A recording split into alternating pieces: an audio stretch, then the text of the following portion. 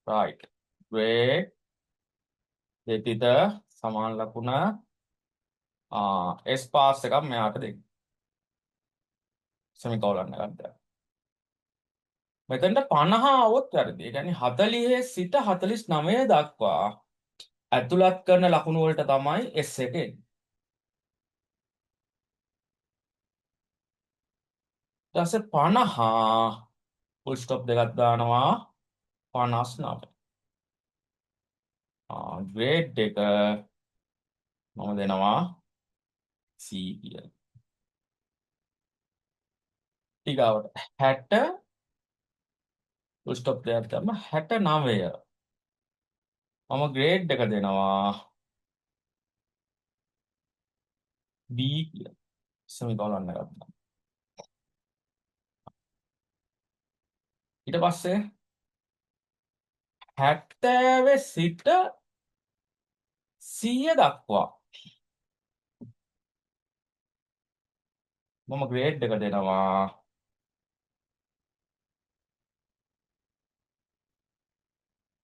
A. අර if එකෙන් කරන වැඩේමයි. අපිට පේලි මහ ගොඩක් ඕනේ නැහැ. අපිට තියෙන්නේ මේ සීමා ටික දාන් යන්න විතරයි. ඊගාවට else එහෙම නොවුනොත් else එහෙම නොවුනොත් ඒ කියන්නේ මෙයා 100ට වඩා වැඩි ලකුණක් හරි වෙන මොකක් හරි වැරදි දෙයක් ඇතුළත් කළොත් මොකද කියන්නේ අපි කියනවා right ln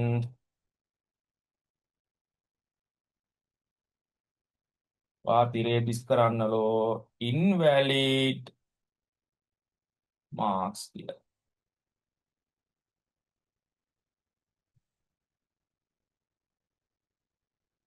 ඕක තමයි case statement එකේ අපි කෝඩ් එක ලියන හැටි. ඊට පස්සේ case statement එක ඉවරයි කියන්න ඔයා end එක දීලා semicolon එකක් දෙන්න. ඉවරයි නමුත් තාම ඉවර නැහැ. අපි read ln එකක් දෙමු. යාර semicolon එකක් දුන්නා. මේක හරි මේකට අපි තව කෑල්ලක් ඇඩ් කරමු.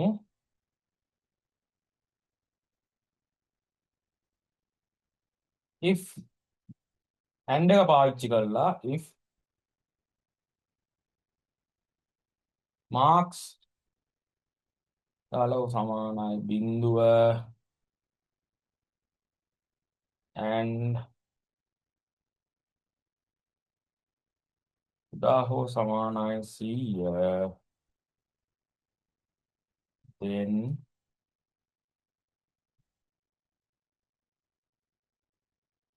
right ln එකක් ගන්නවා grade is grade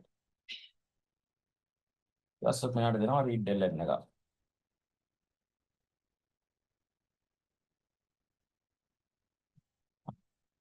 grade is C කියලා ආවා. එතන පොඩි ස්පේස් බාර් එකක් තියන්න. grade is C. sorry 75 දෙමු. හරි. grade is A.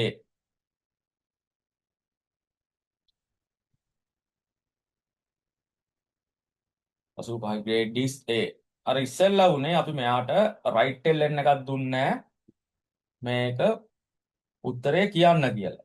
මේ if එකක් දැම්මේ හදිසි හරි කවුරු හරි වැඩි ලකුණු සංඛ්‍යාවක් 150ක් 120ක් වගේ සංඛ්‍යාවක් දුන්නොත් අන්න ඒක චෙක් කරන්න තමයි මේ if එකයි and එකයි සම්බන්ධ කරලා මෙයාව දීලා තියෙන්නේ.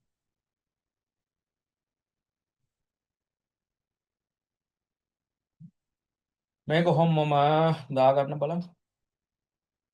code beautified හරි.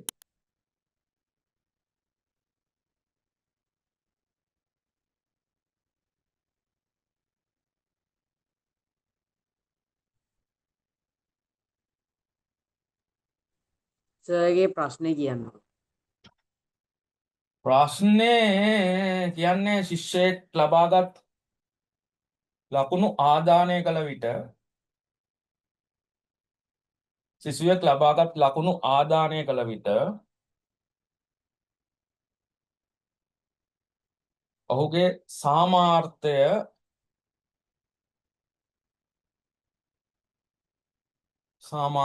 පෙන්වන්න. සිසුවෙක් ලබාගත් ලකුණු ආදානය කළ විට ඔහුගේ සාමාර්ථය පෙන්වන්න.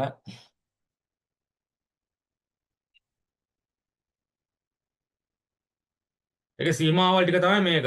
ලකුණු 70ට සමානයි හෝ වැඩි නම් ඒ සාමාර්ථයක්. ලකුණු 60ට සමානයි හෝ වැඩි නම් B සාමාර්ථයක්. ලකුණු 50ට වැඩි නම් සමානයි හෝ වැඩි නම් C සාමාර්ථයක්. ලකුණු 40ට සමානයි හෝ වැඩි නම් S සාමාර්ථයක්. එසේ නොවේ නම් අසමත් වේ.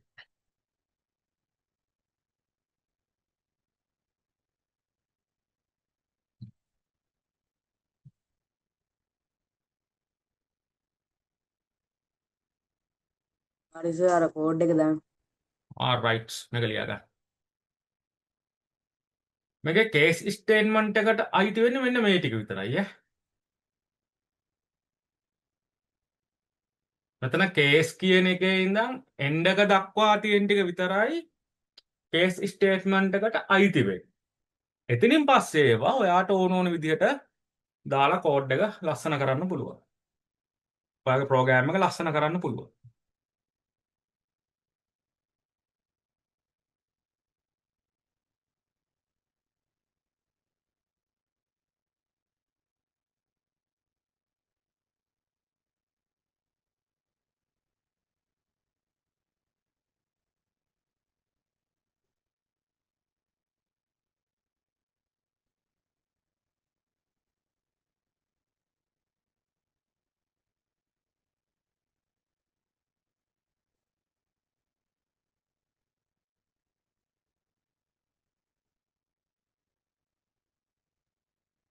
ලියලා ඉවරයි සර්.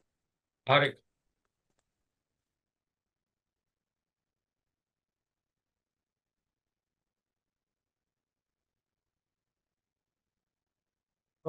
අනික් කට්ටියත් ලියලා ඉවරද?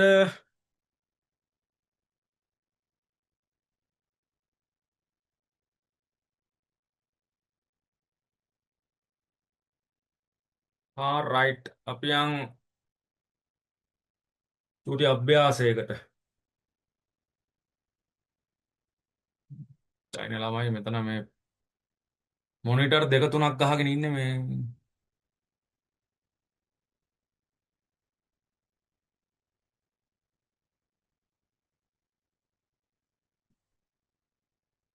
හරි. හෝම්වර්ක් එකක් තියෙනවා ගෲප් එකේ දාපු ඒක කරමු. මාසයේ දින ගණන මාසයේ අංකය 1 සිට 12 ආකාරයට ලබා දුන් විට එම මාසයට අදාළ දින ගණන කියන්නේ දින 30ද 31ද 28 ලෙස පෙන්වන වැඩසටහනක් සකසන්න.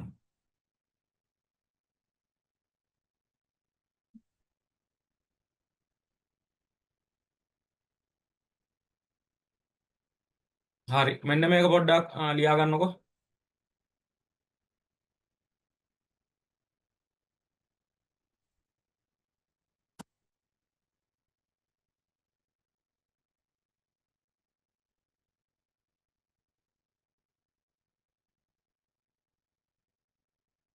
හරිනේ.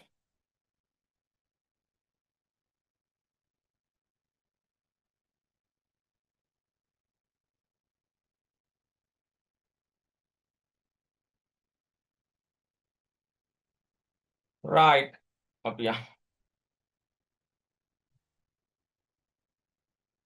හරි. දැන් අපිට තියෙන්නේ මාසයේ අදාළ අංකය. ඒ කියන්නේ ජනවාරි නම් 1, පෙබරවාරි නම් 2. ඒ විදිහට ලබා දුන්නම ඒ මාසයේ තියෙන දින ගණන අපි ඩිස්ප්ලේ කරගන්න යන්නේ. මේක ලොකු දෙයක් නෑ චූටි. අපි ඉස්සෙල්ලාම variable එකක් ගන්නවා. ඔයනම් මෙතන month කියලා දෙමු. ඔයාට මේ month කියන එක වෙනුවට ඔයාට XYZ උනත් ගත හැකියි. එතන යොදාගන්නේ මොකක්ද කියන එක ලොකු අදාළත්වයක් නැහැ. මට data එක ඕනේ ඉලක්කම් වලින්. ඒක නිසා මම integer පාවිච්චි කරනවා. හරි semicolon එකක් දුන්නා. ඊට පස්සේ begin. සුපුරුදු විදිහට මම ප්‍රශ්නය අහනවා right ln එකක් දීලා. Enter the month number. මාසයේ අංකය ඇතුළත් කරන්න කියලා මං කිව්වා. හරි. දැන් මේ ප්‍රශ්නෙට ඔයාලා දෙන උත්තරේ අපි ඔය විචල්ලට ආදේශ කරනවා. read ln එකක් දැම්මා. වරහන් ඇතුලේ අර month කියන විචල්ලය දෙනවා. ඊළඟ semicolon එකක් දුන්නා. හරි. දැන් ඔන්න අපි ලියනවා case එක.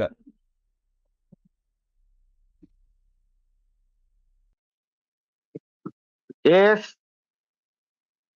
what the case එක month මෙන්න විචල්ලය දැම්මා off. දැන් අපිට මෙන්න මෙහෙම මතක් කරගන්න. දැන් ඉස්සෙල් එකේ අපි ලිව්වේ පරාසයක්. මේක පරාසයක් නෙවෙයි යන්නේ වෙන කතාවක්.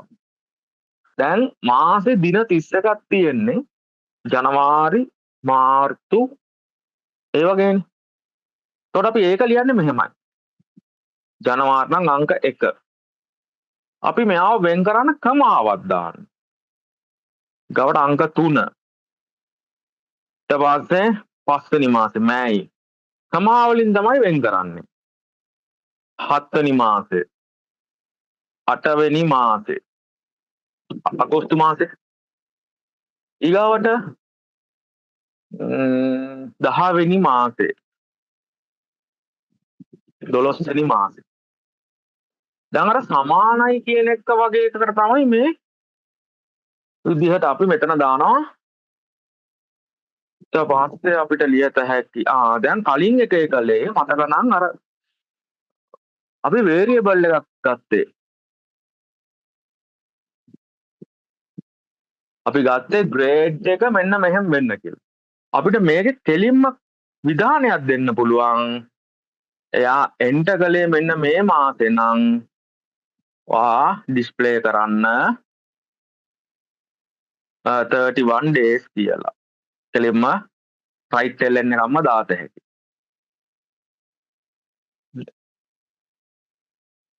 ඊට පස්සේ අපි කියනවා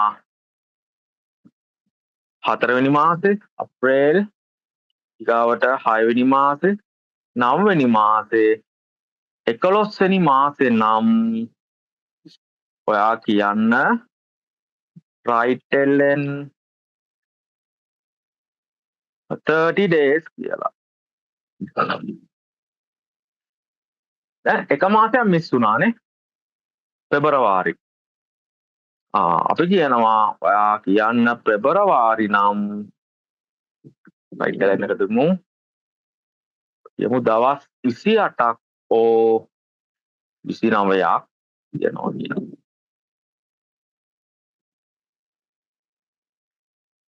හරි. else එහෙම නැත්තම් වා වෙන වැරදි දෙයක් ඇතුළත් කළොත් ඒකටත් අපි ලියන්න ඕනේ. අපිට කියත හැකි invalid month number. වා වැරදි අංකයක් තමයි ඇතුළත් කරලා තියෙන්නේ. ඊට පස්සේ අපි කෝඩ් එක එන් කරනවා ප්‍රෝග්‍රෑම් එකත්. sorry අපි read ln එකක් දෙමු. මේක අපිට ස්ක්‍රීන් එකේ තියාගන්න ඕන නිසා ඒ ප්‍රෝග්‍රෑම් එක එන් කරනවා. හරි. දැන් දෙය බුදුන් සිහි කරගෙන රන් කරලා බලමු.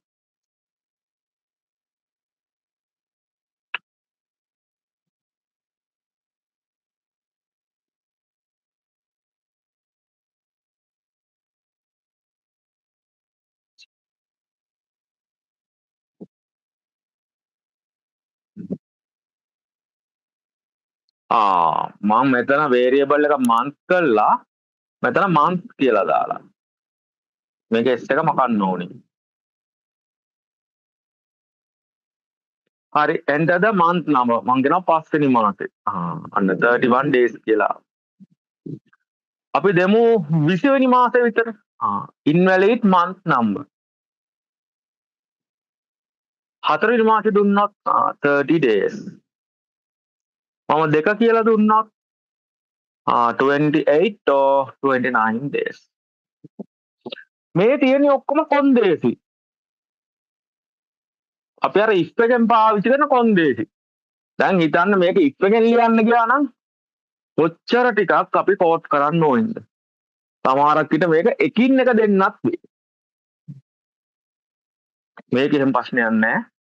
අපිට පේලි 3කින් මේ කේස් ස්ටේට්මන්ට් එකෙන් වැඩේ කරන්න පුළුවන්. අපි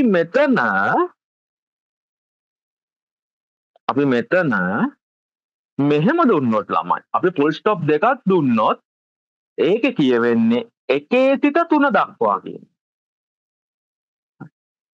කමා දුන්නොත් වෙන්නේ 1 3 5. ඒක වෙන වශයෙන් එයාට චෙක් කරන්න කියලා කියනවා. හරි. මේකේ කෝඩ් එක දාගන්න.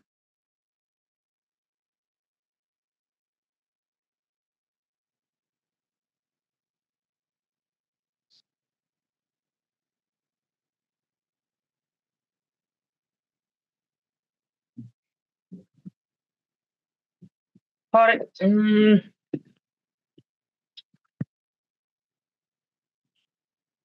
ඕක සම්බන්ධව වැඩ ටිකක් තියෙනවා දාලා ගෲප් එකේ ඒ ටික නිවි හැංගිලි ලියලා බලන්න.